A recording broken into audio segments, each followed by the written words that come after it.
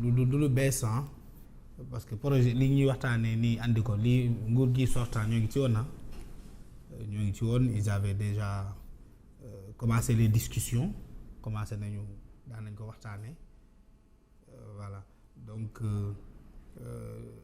ñoom ñii nekk au pouvoir ñoo bañoon loolu ñoo waxoon ne bëgguñu ñuy modifier waxuñu leen modification dañoo wax criminalisation c'est comme le peuple sénégalais amnésique baax na ñuy fàttali le régime sortant ñoom Macky Sall waxoon nañ ne article bi lañ dañuy modifier article bi dëgëral ko newoon nañu d'ailleurs pourquoi parler de criminalisation alors que des sanctions sont déjà prévues très sévèrement dans le code pénal alors on avait même parlé man je me rappelle de ces discussions là pour ñu xool nu ñuy durcir article boobu ci sanction yeeg peine yeeg ak voilà lu ñuy mën a laajte comme xaalis ak yeneen demoon nañu ba nii par exemple le régime bi fi nekkoon ne woon nañu ñoom jàpp nañu ne ce qui est prévu pour ça déjà acte contre nature moom mooy homosexualité wala sax ak leneen dafa yaatu ñu les gens à l'époque avaient dit que non parce que acte contre nature dafa yaatu concerné wul homosexualité kese bu nit demee sëy ak mala waaw c'est un acte contre nature voilà bu nit demee sekk ak leneen loo xam ne du nit ni moromam quel que soit le fait am na ñuy gas suuf ñuy jël matelas ñuy jël leneen ak leneen tout ça c'est des actes contre nature débat bi c'était quoi il faut préciser carrément pour l'homosexualité nit dina def fale benn acte contre nature mais suñu nekku ci mais l'homosexualité la ñu wax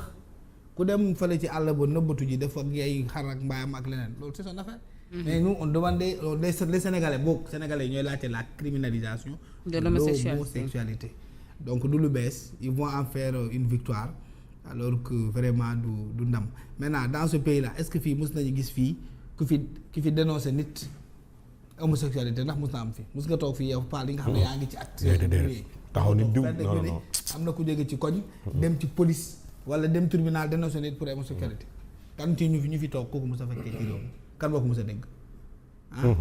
kenn man de mësuma ko dégg man mësuma toog fenn ba gis ne tey ñu ne kii ci koñ bi dafa dem ci chef de village bi wala chef de quartier bi wala sax mu dem ci police wala tribunal wala auprès du procureur pour dénoncer nit pour homosexualité mësul am ça n'a jamais existé donc pourquoi ñu préciter maanaam ñu dugal ci lu mel nii pour quelle raison. est-ce que du ak dañu bëgg a accorder wu peut-être. non dafa am atmosphère dëkk bi wala. non y a rien ça c'est. parce qu'il faut dire que dernièrement nguur gi ñu ngi recevoir beaucoup de pression concernant la criminalisation de l'homosexualité. pour mu leer on protège les homosexualités les homosexuels autant pour moi dañ leen di protéger. pourquoi tu dis ça. non mais parce que nit amul ku mën a am certitude ne kii homosexuel la. parce que boo ko fekkeewul ñi fi jàpp ñoom kan nga mosoon xalaat ne moom mu ngi koy def boo demee ba yaakaar ne kii nekk na ko yaa ngi dégg même boo amee mais tu n'aides même pas la police parce que la police ça c'est des contradictions en réalité ce qui se passe ici c'est que l'État est en train de vouloir arrêter cette vague d'arrestation ah mais oui ci loolu lañ jëm parce que lii c'est partie des dénonciations. Parfois tu dénonces sans avoir suffisamment de preuves yuy justifier ne kii nii homosexuel la mais à partir de cette dénonciation incertaine on met une enquête qui puisse mener vers la certitude. mais Cheikh Tidiane est-ce que tamit mën nañ bàyyi ab réew ku mu neex rek nga xool ku la neex rek ne góor jigéen la. waaye non loolu baaxul. non loolu parce qu'il y a beaucoup d'accusations. c'est différent maanaam nga toog ci télé bi ne diw góor jigéen la bokkul ak dénonciation loolu di dénonciation loolu tuumal la.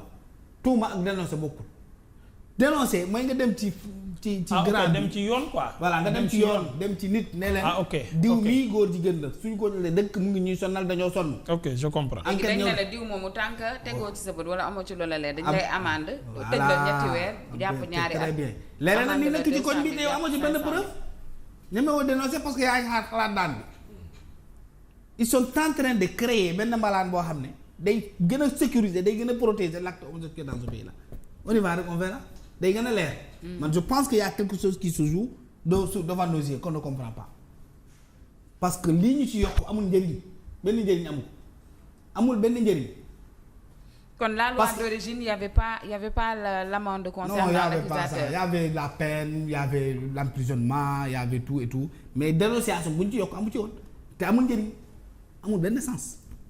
fii ci réew mi kenn musu fi jug gis nit ku dénoncé benn nit dem ci police dem ci chef de village chef de quartier wala sax ci dëkkandoo yi ne diw mii góor jigéen loolu musul am man musuma ko fekkee ci Sénégal te amul kenn nekk la mën a toog yi ne fekkee na ko ci ko jom nit ñi dañ koy waxtaanee ci suuf mais rarement lañ koy yëkkati ci kaw dañu naan diw mii kat moom la mais ci suuf la yem parce que loolu mooy Sénégal lu mu xamul du ko wax ci kaw dañ la koy jowee jom nag du dénonciation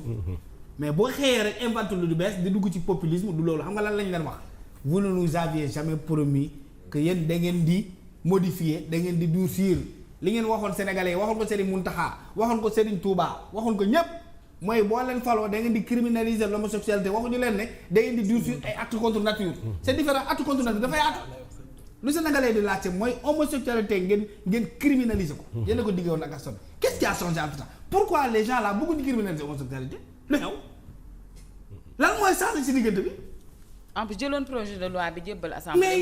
yow attends tribunal nu mu tudd xaaral ma naan tribunal assemblée nationale yaa tout doomu njabootu sa mu ndaxa sax ñoo ko fa ay député la yow ngay seetu Serigne Touba